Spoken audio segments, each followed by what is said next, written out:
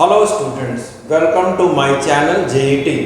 So here I am students going to give you a few tips on how to do well in chemistry. देखिए chemistry कैसे पढ़ें ये बहुत important है, आप लोग को कुछ बेसिक बातें जाननी होगी।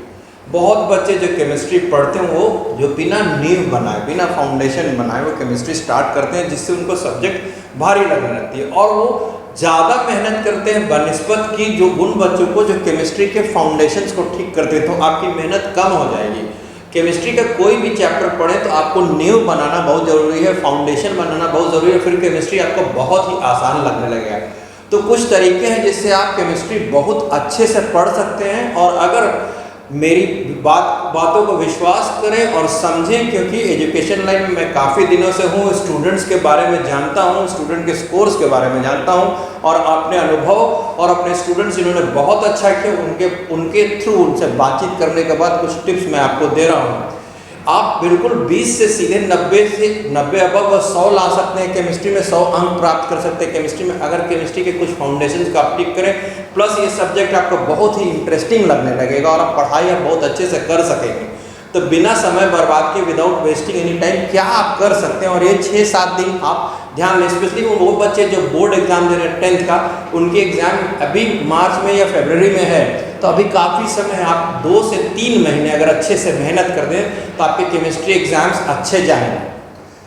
तो शुरू करते हैं। सबसे पहला टिप है कि आप कैसे 100% स्कोर करेंगे केमिस्ट्री में। अगर आप 20 पर भी अभी हैं, मान लीजिए अभी सितंबर चल रहा है, तो आप सीधे 90 अबव जा सकते हैं अगर आप सही ढंग से पढ़ाई करें तो पहला टिप ये है कि फाउंडेशन क्या होता है केमिस्ट्री का, किसी भी सब्जेक्ट का फाउंडेशन क्या होता है। सबसे पहला चीज़, आप 6-7 दिन फाउंडेशन या नींव बनाने में दें केमिस्ट्री को, उसके बाद केमिस्ट्री बहुत ही ईजी हो जाएगा।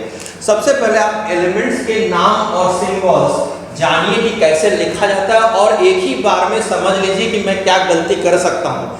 मैंने देखा, जैसे से फॉर एग्जाम्पल आपको किसी एलिमेंट है जैसे एल्यूमिनियम, एल्यूमिनियम का फॉर्मूला में A कैपिटल रहेगा और L स्मॉल रहेगा। ऑलरेडी ये पहला चीज समझना है। फर्स्ट अल्फाबेट स्मॉल नहीं हो सकता है, और अगर 2 अल्फाबेट से किसी भी एलिमेंट का सिंबल लिखाता है तो सेकंड अल्फाबेट कैपिटल नहीं हो सकता है। यानी अगर आप से फॉर एग्जांपल आप क्लोरीन लिख रहे हैं तो पहला अल्फाबेट आपको कैपिटल लिखना पड़ेगा और सेकंड अल्फाबेट आपको स्मॉल लिखना पड़ेगा। क्लोरीन का सिंबल ये हो जाएगा Cl।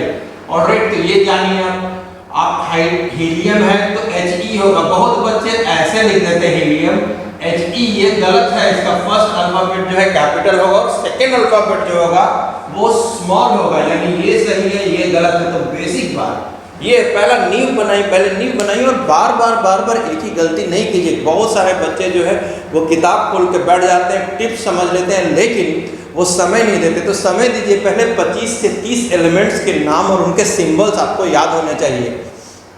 वो कौन से एलिमेंट्स है, पहले तो फर्स्ट 20, हाइड्रोजन है, हीलियम है, लिथियम है, बेरिलियम है, बोरोन है, कार्बन है, नाइट्रोजन है, ऑक्सीजन है, फ्लोरीन है, isn't it? नियॉन है, सोडियम है, मैग्नीशियम है, एल्युमिनियम है, सिलिकॉन है, फास्फोरस है, सल्फर है, isn't it?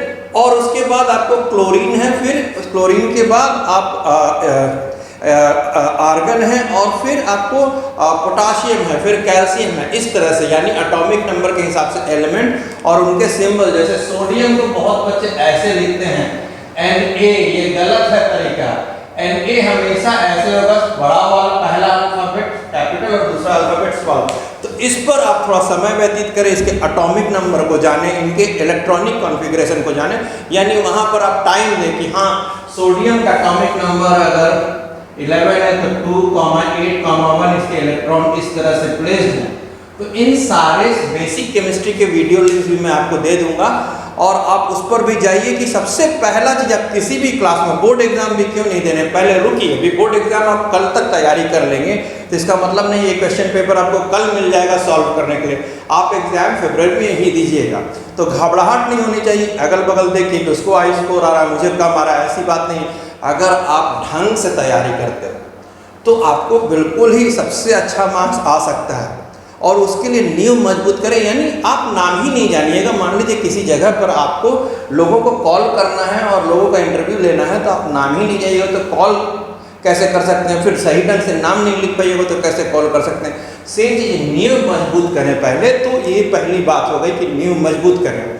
यानी एक दिन तो आप सिंबल में और फिर कुछ कुछ इंपॉर्टेंट एलिमेंट्स के नाम जैसे कॉपर, आप इन सब के भी सिंबल जान सकते हैं, कॉपर, गोल्ड, सिल्वर, इन सब के सिंबल्स भी आप याद रखें। ऑलराइट, और क्या फर्क होता है कि अगर आप पहला अल्फाबेट और दूसरा अल्फाबेट दोनों कैपिटल रखें तो ये एक्चुअली में ये कार्बन मोनोऑक्साइड है और ये कोबाल्ट है, क्योंकि ये दो यहाँ पर देखिए पहला अल्फाबेट कैपिटल और दूसरा स्मॉल है, मतलब ये एक एलिमेंट का सिंबल है। और यहाँ पर दोनों अल्फाबेट कैपिटल आपने लिखा है, इसका मतलब एक कार्बन और दूसरा एक अलग एलिमेंट होगा ऑक्सीजन। तो इन सारी बातों को पहले सही से आप पढ़ लीजिए। तो ये बात पहले आप समझ गए। तो दूसरा स्टेप क्या होगा? दूसरा स्टेप होगा कि बॉन्डिंग के बारे में जाने, केमिकल बॉन्डिंग के बारे में जाने। केमिकल बॉन्डिंग दो प्रकार के होते हैं, इलेक्ट्रोवैलेंट बॉन्डिंग और कोवैलेंट बॉन्डिंग। वहां पर आपको जैसे ही ये बेसिक सीखेंगे आप, तो सबसे पहले आप वैलेंसी के कॉन्सेप्ट को समझेंगे। जैसे Na और से फॉर एग्जांपल सोडियम और ऑक्सीजन में अगर कंपाउंड फॉर्मेशन होता है, से फॉर एग्जांपल, तो सोडियम और ऑक्सीजन में जब कंपाउंड फॉर्मेशन हो रहा है तो आप देखिए कि सोडियम ने एक इलेक्ट्रॉन इसको लूज किया और फिर एक और सोडियम एक इलेक्ट्रॉन लूज करेगा और इस तरह से दो सोडियम मिलकर सोडियम ऑक्साइड बनाएंगे Na। और चूंकि सोडियम दो लगा तो फॉर्मूला इस तरह से होता है। और सोडियम जब एटॉम्स जब इलेक्ट्रॉन लूज करते हैं तो वो पॉजिटिव चार्ज हो जाते हैं और ऑक्सीजन एटॉम दो इलेक्ट्रॉन तो वो नेगेटिव चार्ज हो जाता है। और जितना इलेक्ट्रॉन्स लॉस एक सिंगल एलिमेंट करता है बॉन्ड फॉर्मेशन के समय, वही उसका वैलेंसी होता है। उसी तरह से जितना इलेक्ट्रॉन कोई एलिमेंट गेन करता है वो उसका वैलेंसी हो जाएगा एक सिंगल एटॉम।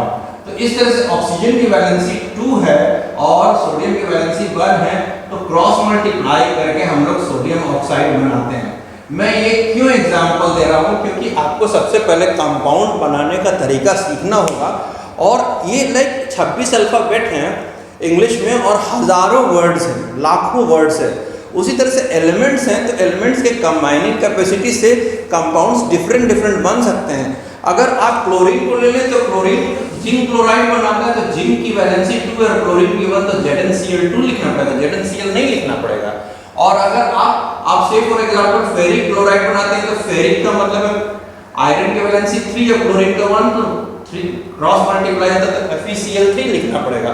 और अगर आप सोडियम क्लोराइड लेते हैं तो सोडियम की भी 1 और क्लोरीन की भी 1, तो NaCl लिखना पड़ेगा।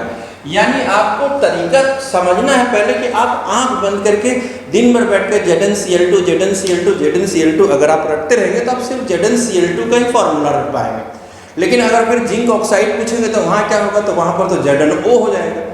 तो इसीलिए आप बेसिकली फॉर्मूला जरूर सीखे। फॉर्मूला बनाने का लिंक मैंने दिया हुआ है कि how a formula for compound is form, कैसे फॉर्मूला कंपाउंड का बनेगा। जब वो आपकी मजबूती हो जाएगी तभी आप केमिस्ट्री में यू कैन मूव अहेड। और इसके लिए 2 से 3 दिन दीजिए। जैसे सल्फेट एक रेडिकल होता है जिसका वैलेंसी 2 होता है। ऑलराइट, अब अगर हम बोलेंगे कि सोडियम सल्फेट, तो सोडियम का 1 होता है, तो और सल्फेट का 2, तो क्रॉस मल्टीप्लाई करके Na2SO4 हो जाएगा। लेकिन कैल्शियम सल्फेट बोलेंगे तो वो सिर्फ CaSO4 होगा, क्योंकि दोनों की वैलेंसी 2 है। और अगर अल्युमिनियम सल्फेट बोलेंगे तो AlSO4, फिर अल्युमिनियम की वैलेंसी 3 सल्फेट को दे दिया, सल्फेट की वैलेंसी 2 अल्युमिनियम को दे दिया। तो इस तरह का पहले आपको फॉर्मूला जानना पड़ेगा, नहीं तो आप कितना याद करिएगा अलग अलग कि सोडियम सल्फेट Na2SO4 होता है, फिर कैल्शियम सल्फेट CaSO4 होता है, फिर कहीं नया दे दिया तब अमोनियम सल्फेट दे दिया, तब आप क्या करेंगे? तो इसीलिए आपको पहले बेसिक केमिस्ट्री में ध्यान देना पड़ेगा। यानी कंपाउंड के फॉर्मूला को कैसे बनाया जाता है उसको समझना पड़ेगा। उसमें आप 2-3 वीडियोस हमारी देखिए। एक है टाइप्स ऑफ केमिकल बॉन्डिंग, बिल्कुल बेसिक से मैंने बताया है। इलेक्ट्रोवैलेंट बॉन्डिंग किसे कहते हैं? कंप्लीट ट्रांसफर ऑफ इलेक्ट्रॉन्स से इलेक्ट्रोवैलेंट बॉन्ड बनते हैं।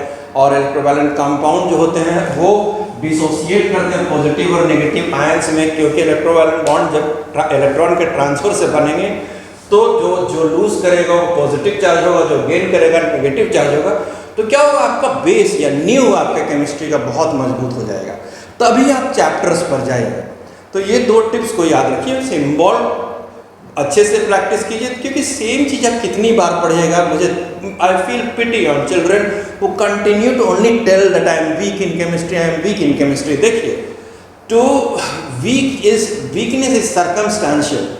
वीकनेस जो होता है सर्कमस्टांशियल होता है, और जैसे हम बीमार पड़ते हैं तो वो सर्कमस्टांशियल होता है, कहीं से भी इन्फेक्शन हो सकता है। The way we are studying, the way we are taught, the way we are advise, उस हिसाब से हमारे यहाँ हमें वीकनेस और स्ट्रेंथ बनता है। तो वीकनेस एक बहुत बड़ा सिन नहीं है, वीकनेस बहुत बड़ी नेगेटिव बात नहीं है, लेकिन to stay weak is negative, है ना। तो इसीलिए जैसे मैं बहुत अच्छा एक साधु बैठा हुआ था नदी के किनारे बहुत ऊंचे चट्टान पर, और गहरा पोखरा था। तो एक बच्चा बार बार आके उससे पूछता था कि इसमें गिर जाएंगे तो क्या हम विल आई डाई? तो साधु ने कहा no no no no no, if you fall down you will not die, but if you stay there you will die. तो बच्चा आगे जाने लगा। तो तब उसने ध्यान दिया कि साधु ने तो सही बात कहा कि हम बाई चांस गिर सकते हैं, बट अगर वहाँ गिरे हैं, अगर हाथ पाँव नहीं मारे, चिल्लाए नहीं, अगर स्विमिंग आता है तो तैरे नहीं, तब तो फिर हम डूब ही जाएंगे। तो आप जब समझ रहे हैं कि केमिस्ट्री आपकी वीक है, तो कहाँ पर कमजोरी है? नींव मजबूत नहीं है। ये मैक्सिमम बच्चों का था। उनको अल्युमिनियम सल्फेट लिखने नहीं आता है, उनको पोटासियम क्लोराइड लिखने नहीं आता है, उनको जिंक क्लोराइड लिखने नहीं आता है, कहाँ ZnCl2 दें और कब KCl दें नहीं समझ में आता। कभी KCl2 लिख दें, कभी ZnCl लिख दें। तो ये तीन चीज़ें आप ध्यान दीजिए कि पहला सिंबल पर ध्यान दीजिए, दूसरा कंपाउंड फॉर्मेशन पर ध्यान दीजिए, कैसे लिखते हैं वो वीडियोस आपके पास है, तीसरा टाइप ऑफ बॉन्डिंग पर ध्यान दीजिए। अभी सब्जेक्ट मैटर और टॉपिक को छोड़िए 4-5 दिन, 5 दिन तक ये बेसिक मजबूती आपको आनी चाहिए। अब नेक्स्ट क्या हो गया? नेक्स्ट हो गया कि इतनी बातें जब कर लें आप, तो उसके बाद नेक्स्ट आप इक्वेशन बैलेंस करना सीखिए। यानी आपको 3 बातें मैंने बताई, 1 बाय 1 मैंने बताया। सिंबल जानिए, करेक्ट लिखना सीखिए। नेक्स्ट है फॉर्मूला कंपाउंड का बनाना सीखिए, वो कहाँ से आएगा। टाइप्स ऑफ बॉन्डिंग भी अच्छे से पढ़िए, तब आप सीख जाइएगा। बैलेंसी याद करें, तो इन सब से पता चलेगा। आप खुद से ही फॉर्म कर सकते हैं। लाइक इंग्लिश अल्फ़ाबेट अगर आप जानते हैं तो आप वर्ड फॉर्म कर सकते हैं। अगर बैलेंसी जानते हैं, जैसे अगर आपको मालूम है कि अमोनियम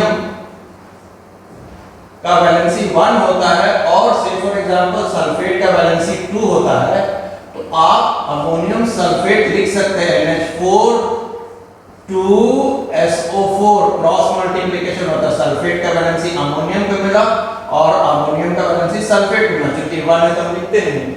तो इस तरह से आप फॉर्मूला बनाना सीख जाते हैं। और टाइप ऑफ बॉन्डिंग यहाँ पर क्या रहा है? इलेक्ट्रॉन ट्रांसफर हो रहा है, तो इसीलिए ये बॉन्डिंग जो है वो इलेक्ट्रोवैलेंट बॉन्डिंग है। नेक्स्ट होता है कुछ बॉन्डिंग्स जो होते हैं वो म्यूचुअल शेयरिंग ऑफ इलेक्ट्रॉन है। जैसे कि क्लोरीन के आउटर मोस्ट ऑर्बिट में 7 इलेक्ट्रॉन्स है, दूसरा क्लोरीन है उसके आउटर मोस्ट ऑर्बिट में भी 7 इलेक्ट्रॉन रहेगा। ये अपना ऑर्बिट को म्यूचुअली ओवरलैप करते हैं और दोनों का ऑर्बिट में, आउटर मोस्ट ऑर्बिट में ऑक्टेट बन जाता है, इसलिए ये स्टेबल हो जाते हैं। इसीलिए आप क्लोरीन का जो एग्जिस्टेंस है वो मॉलिक्यूलर स्टेट में एग्जिस्टेंस है। क्लोरीन मॉलिक्यूल पर रखते हैं Cl2।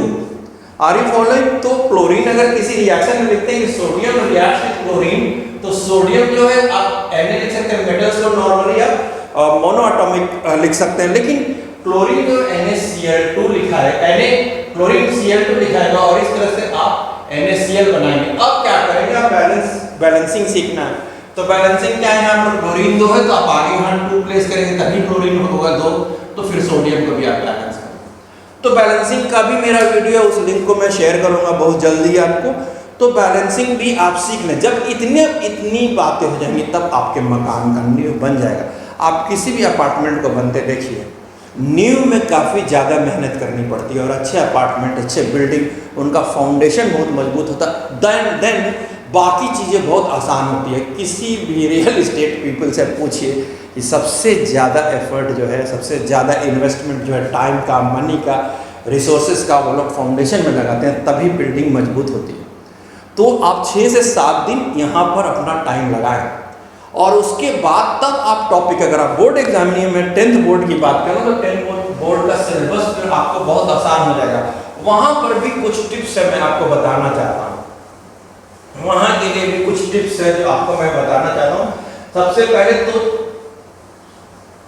आप मॉडर्न डे स्टडीज में आप देखते हैं बच्चे घबराते हैं, बेसिक प्रिंसिपल और फैक्ट्स पढ़ने में घबराते हैं। लेसन को कंप्लीट पढ़ने में घबराते हैं, या वो लोग लेसन रीडिंग देते हैं तो बहुत डीप और इंटेंस रीडिंग नहीं देते हैं, वो लोग ऊपर ऊपर पढ़ते हैं सरफेस पर। तो क्या होता है, थोड़ी थोड़ी बातें समझ में आती है, थोड़ी थोड़ी बातें नहीं समझ में आती है, तो क्वेश्चन थोड़ा सा घुमा के पूछ देने पर लोग घबरा जाते हैं। तो इसीलिए आप कोई भी कॉन्सेप्ट उठाए, जैसे पहला ही चैप्टर का मैं एक एग्जांपल देता हूँ आपको बहुत आराम से, कि से फॉर एग्जांपल मैं एक सिंपल सा, आप पढ़ रहे हैं आप ऑक्सीडेशन रिडक्शन, और ऑक्सीडेशन रिडक्शन को पढ़ते समय oxidation in terms of oxygen क्या होता है, तो आप एक स्केलेटल इक्वेशन पहले याद कर लें। CuO कॉपर ऑक्साइड अगर कोक से रिएक्ट करेगा, कार्बन से रिएक्ट करेगा, तो कॉपर बनाएगा और कार्बन मोनोऑक्साइड बनाएगा। देखिए मैंने दोनों को कैपिटल लिखा है। तो इस तरह से ये रिएक्शन हो रहा है, ऑलराइट, इस तरह से ये रिएक्शन हो रहा है। तो बेसिक बात इसको बहुत ध्यान से पहले पढ़ लिया आपने कि ये एक एग्जांपल ऑक्सीडेशन रिडक्शन का, ये एक स्केलेटल इक्वेशन आपने लिख दिया। तो रिएक्टेंट साइड में कॉपर ऑक्साइड से ऑक्सीजन हट गया, और ऑक्सीजन का हटना, removal of oxygen is reduction. तो ये पहले कॉन्सेप्ट समझ के, और इसको 4 बार you should speak that copper oxide has lost oxygen, that means oxygen has been removed from it, and therefore the process of removal of oxygen is called reduction and addition of oxygen is called oxidation। अगर हम oxygen के concept में याद कर रहे हैं या पढ़ रहे हैं तो रिएक्टेंट साइड में आपको 2 चीज दिख रहा है, कॉपर ऑक्साइड और कार्बन। तो बेसिक बात है, जब आप इसको समझते हैं तो ध्यान से पढ़िए, तब इस पर से डेफिनेशन बनाइए कि removal of oxygen is reduction and addition of oxygen is oxidation. और जिसका भी रिडक्शन होता है वो ऑक्सीजन प्रोवाइड कर रहा है, therefore it is an oxidising agent, oxidising agent. Reactant side में ऑक्सीडाइजिंग एजेंट या रिड्यूसिंग एजेंट खोजते हैं, प्रोडक्ट साइड में नहीं। और कार्बन का ऑक्सीडेशन हो रहा है, that means it is taking oxygen from copper oxide, so it is a reducing agent. Which is a reducing agent, तो आप कभी भी प्रोडक्ट साइड वाले को नहीं बोलिए। आपका रिड्यूसिंग एजेंट कहां पर है, आपका रिड्यूसिंग एजेंट जो है रिएक्टेंट साइड में। आप ऐसे पढ़िए, तो जब आप ऐसे पढ़ते हो तो देखिए, अब आपके पास और मेरे पास एज एन एग्जामिनर, मैं एग्जामिनर हूं, आप स्टूडेंट है, दोनों के पास यही सेम फ्रेमवर्क है। या CBSE जो CBSE के लोग होते हैं, क्वेश्चन सेटर्स या जो भी होते हैं, वो सभी के पास तो यही है, लेकिन इससे वो तरह तरह के क्वेश्चन बनाते हैं।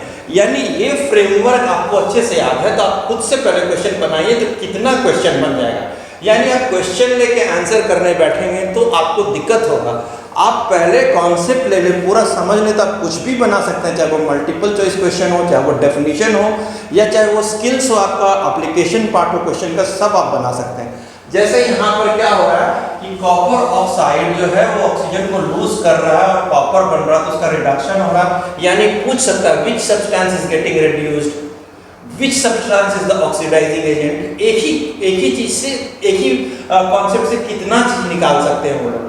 Are you following, which is an oxidising agent, alright. So यहाँ पर एक चीज और समझ में आ रहा है कि मेटल ऑक्साइड रहेगा तो ऑक्सीजन रिमूव कर सकते हैं, तो मेटल नॉन मेटल चैप्टर में एक्सट्रैक्शन में रिडक्शन से मेटल एक्सट्रैक्ट होता है। ये सारी बातें आपको आने लगेगी समझ में, क्योंकि ये चैप्टर सिर्फ फर्स्ट चैप्टर से, ये बात, ये कॉन्सेप्ट सिर्फ फर्स्ट चैप्टर से रिलेटेड नहीं है, सेकंड ये आपको मेटल नॉन मेटल से भी रिलेटेड है। उसी तरह से इसी में कितना क्वेश्चन बन सकता है कि which substance is going undergoing oxidation। अब जान के लोग यहाँ से दे देते हैं कि A copper is getting oxidized, B carbon monoxide is getting oxidized, C copper oxide is getting oxidized, D carbon is getting oxidized। तो आपको समझना कि रिएक्टेंट साइड में तो कुछ भी नहीं होगा, इन दोनों में से कोई एक ऑक्सीडाइज हो रहा है, कोई रिड्यूस हो रहा है। तो बेसिक बात क्या है कि काफी क्वेश्चन यहाँ से आ सकते हैं, पूछ सकते हैं definition in terms of oxygen, what is oxidation, then addition of oxygen is oxidation, what is a reducing agent in terms of oxidation.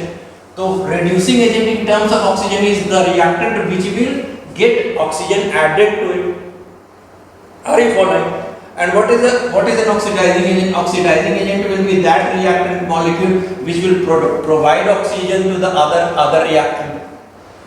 तो बेसिक बात केमिस्ट्री में मजबूती है, सबसे पहले नींव मजबूत करें, सेकंड फिर आप कॉन्सेप्ट को प्रैक्टिस करें ना कि क्वेश्चन को, तब फिर क्वेश्चन देखिएगा तो सारे क्वेश्चन बन जाएंगे। क्वेश्चन में हो सकता है कि दो दो चॉइस सही हो सकता है कि तीन तीन चॉइस सही और नीचे लिखा था A and B are correct, A and C are correct और A B C all are correct. तो आप वो सारी बातों को कर सकते हैं। फिर जब इसको पढ़ें तो ऑक्सीडेशन रिडक्शन में फिर क्या होता है, जैसे कि रस्टिंग किस कारण से होता है, oxidation of iron in a moist environment, तो आप रस्टिंग के बारे में पढ़ सकते हैं। खाना का ऑक्सीडेशन हो जाता है तो खाना रैंसिड बटर टेस्ट उसका टेस्ट बदल जाता है। हम लोग कहते हैं ना चिप्स खाते हैं या कुरकुरे खाते हैं तो जिसकी पैकिंग अच्छी नहीं होती है उसको अगर ओपन कर दिया जाए तो ऑक्सीजन उसको ऑक्सीडाइज कर देता है। हम लोग हिंदी में कहते हैं महरा गया है चिप्स, तो इसका मतलब उसको नाइट्रोजन से फ्लश करते हैं क्योंकि नाइट्रोजन इनर्ट होता है। तो जो पैकेजिंग होता है आजकल के ज़माने में जो लेस चिप्स वगैरह आप देखते हैं जब उसको ओपन करेंगे तो आप देखिए फ्रेश क्यों रहता है चिप्स, क्योंकि अंदर का ऑक्सीजन को निकाल दिया गया। तो ऑक्सीडेशन प्रिवेंट अगर होगा तो सब्सटेंस खराब नहीं होगा। तो इन सारी बातों को यानी कि आप एक कॉन्सेप्ट को अगर आप बहुत डिटेल में पढ़ते हैं तो उसके बाद फिर आप क्वेश्चन खुद से भी बनाइए और कोई भी क्वेश्चन आप सॉल्व कर सकते हैं। तो ये बेसिक मजबूती आपको आएगा इन सभी बातों पर केमिस्ट्री में ध्यान देने के लिए। यानी बच्चों आज से अगर आप पढ़ना शुरू करें तो सबसे पहला दिन आप क्या करेंगे, सिंबल्स को लिखना करेक्टली सीखिए, है ना। बार बार मैं बोल रहा हूँ कि अगर सिंगल लेटर से है अल्फाबेट से तो वो हमेशा कैपिटल रहेगा, कार्बन का हमेशा इस तरह से रहेगा, लेकिन नियॉन लिखेंगे अगर दो है तो पहला कैपिटल दूसरा स्मॉल रहेगा, इसमें कोई कंप्रोमाइज नहीं है एंड सो ऑन। अगर आप फार्मूला लिखते हैं तो आपको वैलेंसी जानने से आप फार्मूला जल्दी लिख देंगे। आपको फर्स्ट चैप्टर में बेरियम सल्फेट लिखना है तो BaSO4 रहेगा, अल्मोनियम सल्फेट लिखना तो Al2SO4 होल थ्राइस रहेगा। तो जब तक आप कॉम्बिनेशन फैक्टर नहीं सीखेंगे तो आप जब तक आप कंपाउंड फॉर्मेशन और वैलेंसी आपके दिमाग में नहीं आएगा तब तक आप बना नहीं पाइएगा फार्मूलाज। अल्मोनियम सल्फेट लिखने के लिए बहुत सिंपल नॉलेज का जरूरत था। अल्मोनियम की वैलेंसी 3 होती है और सल्फेट की वैलेंसी 2 होती है, क्रॉस मल्टीप्लाई करेंगे Al2SO4 होल थ्राइस होता है। नहीं तो आप दिन भर बैठ के Al2SO4 होल थ्राइस लिखिएगा, वो आपको चूंकि आप कॉन्सेप्ट नहीं जानते केमिस्ट्री आपकी मजबूत नहीं होगी।